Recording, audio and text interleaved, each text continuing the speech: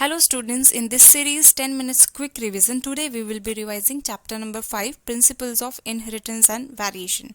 So let's get started. Okay, when parents produce offspring, the characters of the parents, they are passed on to the offspring as it is. The simple process of passing on of characters from the parents to progeny, this is known as inheritance. But sometimes when the characters of the offspring, they are not similar to their parents, they have some differences, and this degree of differences between the characters of the offspring to their parents is known as variation. And the branch of the biology which deals with this inheritance of characters and variation of character is known as genetics. We humans have been exploiting these naturally occurring variations in the wild species of the plants and animals since a long ago through the selective breeding. One of the example is from the ancestral wild cows we have Sahiwal cows through artificial selection and domestication. In the same direction, during the mid-19th century, Georg Mendel in 1865 proposed Mendel's law of inheritance based on his conduction of hybridization experiments on the garden pea Pisum sativum for 7 years between 1856 to 1863. Mendel could reach to set up a basic framework or general framework of rules governing inheritance, or we can say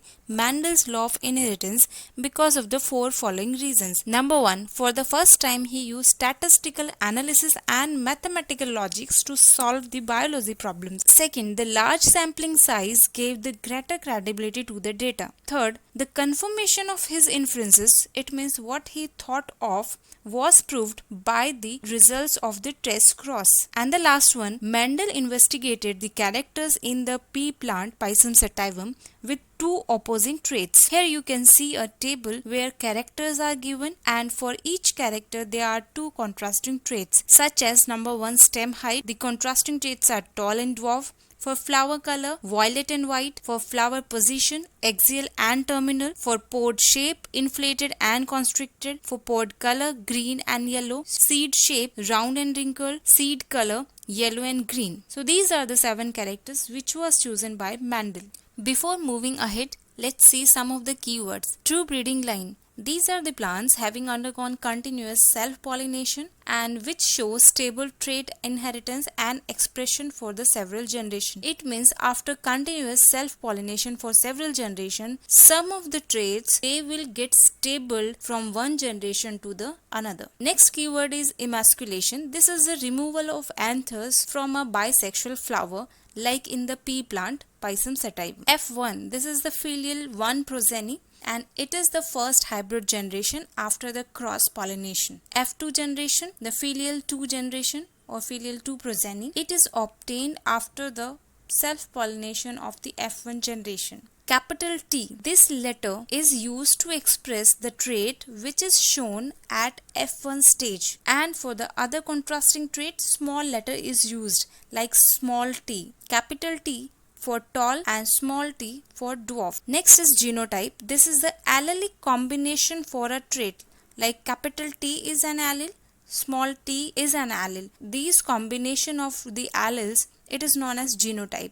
So capital T and small t, it is a homozygous condition of the true breeding line. In homozygous condition, there is a pair of similar genetic allele or factor, like capital T, these are two similar alleles. And capital T, small t, it is a heterozygous condition where there is a pair of dissimilar genetic allele, like capital T and small t, these are two dissimilar alleles. The last one is phenotype. It means if any plant is tall or dwarf in appearance. So this is a descriptive term for any character. After these keywords, we will be starting the inheritance of one gene, where only one character is taken into consideration, and we call it as monohybrid cross. When Mendel carried out hybridization experiments, he observed, number one, in the F1 generation, the plants always resembled either one of the parents. Either they were tall or dwarf. The trait of the other parent was not seen. Second, in F2 generation, traits were identical to their parental type. Some of them were tall and some of them were dwarf. None of them was of in-between height. Number 3, the contrasting traits, tall and dwarf, they didn't show blending at either F1 or F2 stage. So based on the observations, he proposed that something is there which is being stably passed down unchanged through the gametes over successive generation, and he called that something as factor, and nowadays we call the factors as genes.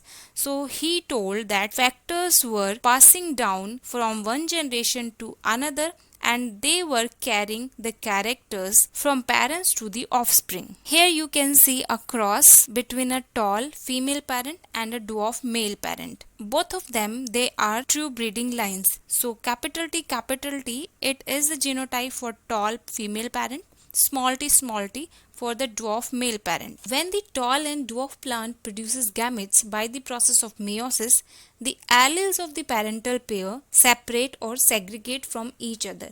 Like capital T, these are the two alleles. They will get separated during the formation of gametes, and only one allele is transmitted to a gamete. This segregation of alleles is a random process, and so there is a 50% chance of a gamete containing either allele. Here you can see there is a homozygous condition. It means capital T, these are two similar alleles, and small t, this is also a homozygous condition. So the probability of formation of types of gametes, it will be only 1. It means all the female gametes, they will have capital T allele, and all the male gametes, they will have small t allele. After the cross pollination, or we can say artificial pollination, a monohybrid is obtained. It means capital T, small t, that plant is heterozygous for genes controlling only one character, that is for height, and that's why it is known as monohybrid, and this cross is known as monohybrid cross. In this F1 heterozygote capital T small t,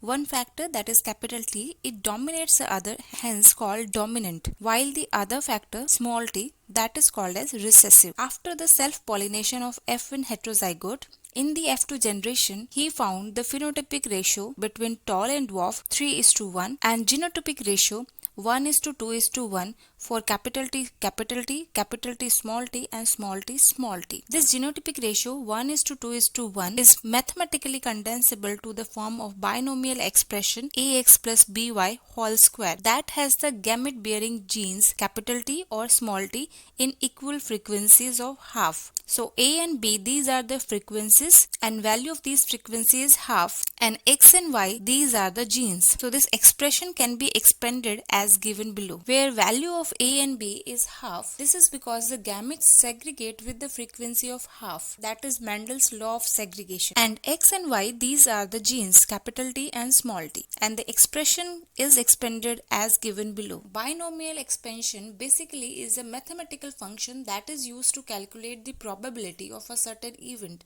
in case of unordered event. So in genetics, we can use it to get the probability of the genotypes. And Punnett square, developed by Reginald C. Punnett, it is used to calculate the probability of all possible genotypes, as we have seen in the F2 generation. That square box is a Punnett square, in which on the one side male gametes are written and on the one side female gametes are written. Mendel got the genotypic ratio through the mathematical probability, that is 1:2:1. But now the question was that capital T and capital T small t, but both the types of genotypes will show the tallness in plant. He could come over this problem by crossing the tall plant from the F2 with the dwarf plant, and this is called a test cross. In a typical test cross, an organism showing the dominant phenotype is crossed with the recessive parent. So here we can see a test cross where dominant genotype is unknown. So it could be WW, it could be in the heterozygous condition capital W, small w,